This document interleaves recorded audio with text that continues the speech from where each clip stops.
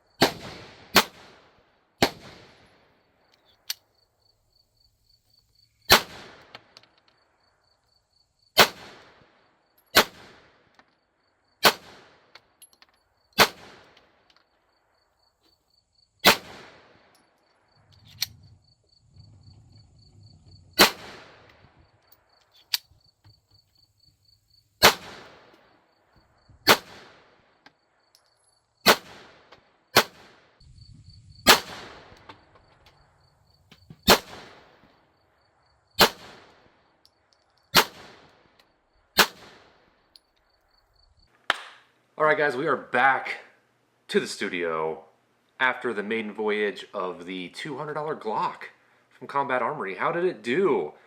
Well, you know, the range was packed. I did my thing though. I shot pretty rapid. I got the barrel, I got the gun hot. I mean, to where I couldn't even touch it.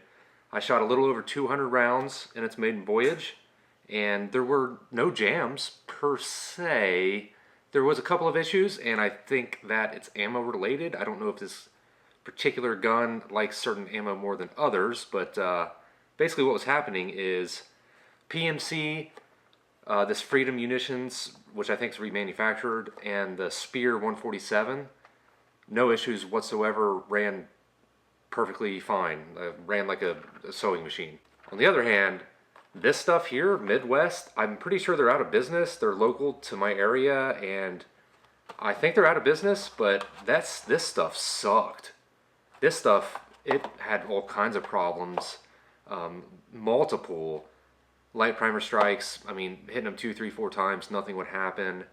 And then the Blazer, I didn't have any light primer strikes, but I was having some failure to go in the battery all the way a little bit. And I kind of noticed that it was really only these 2 boxes, and this stuff over here was fine. So, was this kind of bad ammo? Is it something the gun particularly doesn't like? I'm not sure.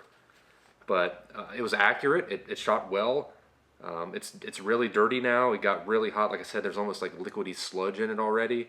The ADE Stingray sight, the green dot, first green dot, I like the green dot. Shame on me for not Loctiting the screws. I know better. I say the same thing every time. Do as I say, not as I do. I'm going to have to Loctite those screws.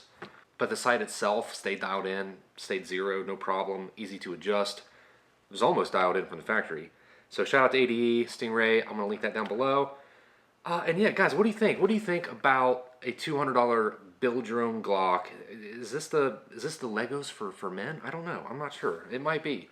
One thing, after shooting it a bunch, like I said, a little over 200 rounds, the magazine release on this particular gun, it's sharp. It's sharp, boys. You're not going to be able to see it, but I have definitely got a blister right there from it rubbing and cutting my skin on my hand.